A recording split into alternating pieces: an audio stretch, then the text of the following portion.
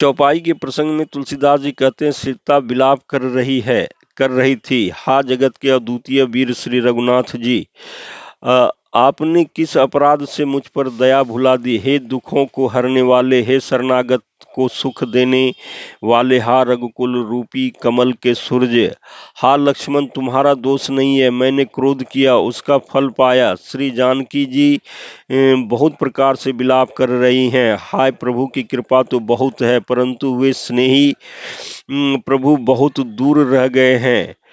प्रभु को मेरी यह विपत्ति कौन सुनावे। यज्ञ के अन्न को गधा खाना चाहता है। सीता जी का भारी विलाप सुनकर के जड़ चेतन सभी जीव दुखी हो गए। गिरिधराज जटायु ने सीता जी का दुख भरी वाणी सुनकर के पहचान लिया कि ये रघुकुल तिलक श्री रामचंद्र जी की पत्नी है।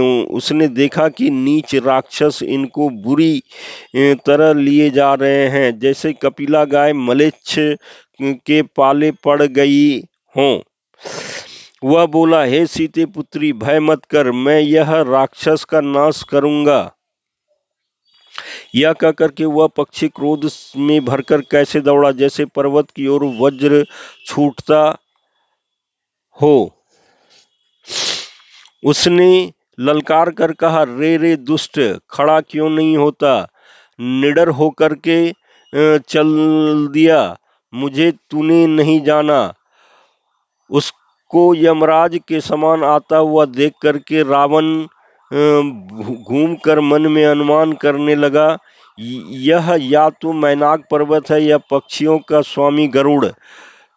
पर वह गरुड़ तो अपने स्वामी विष्णु सहित मेरे बल को जानता है। कुछ पास आने पर रावण ने उसे पहचान लिया और बोला, यह तो बूढ़ा जटायु है, यह मेरे हाथ रूपी तीर्थ में शरीर छोड़ेगा।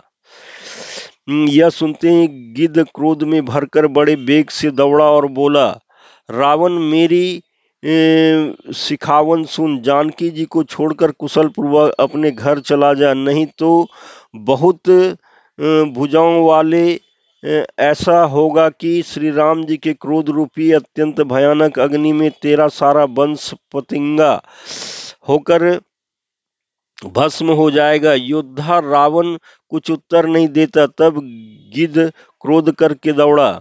उसने रावण के बाल पकड़कर उसे रथ के नीचे उतार लिया। रावण पृथ्वी पर गिर पड़ा। गिद्ध सीता जी को एक ओर बैठाकर फिर लौटा और चोंचों से मार मार कर रावण के शरीर को विदीर्ण कर डाला। इससे उसे एक घड़ी के लिए मूर्छा हो गई।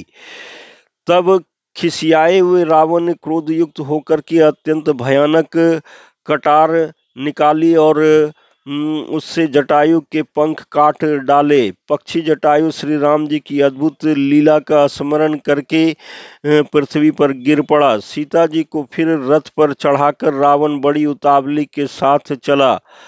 उसे भय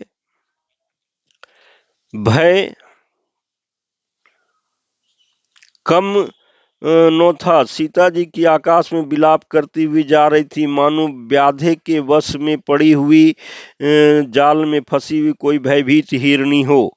पर्वत पर बैठे हुए बंदरों को देखकर सीता जी ने हरि नाम लेकर के वस्त्र डाल दिया। इस प्रकार वह सीता जी को ले गया और अशोक वन में जा रखा। सीता जी को बहुत प्रकार से भय और प्रीति दिखला करके जब वह दुष्ट हार गया, तब उन्हें यत्न करा करके सब व्यवस्था ठीक करा करके यह अशोक वृक्ष के नीचे रख दिया।